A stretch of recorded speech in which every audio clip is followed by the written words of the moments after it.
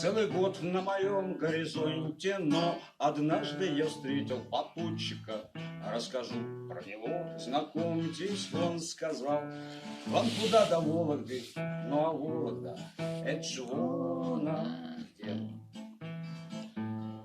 Чемодан мой от водки ломится.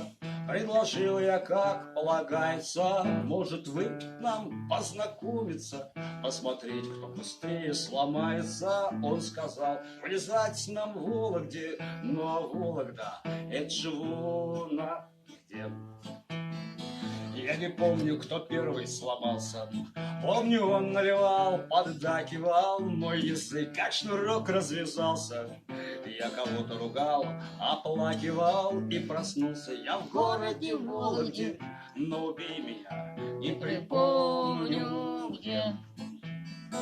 А потом мне пришили дельце по статье Уголовного кодекса. Успокоили, все перемелится. Дали срок, не дали, опомнится. 58-ю дают статью.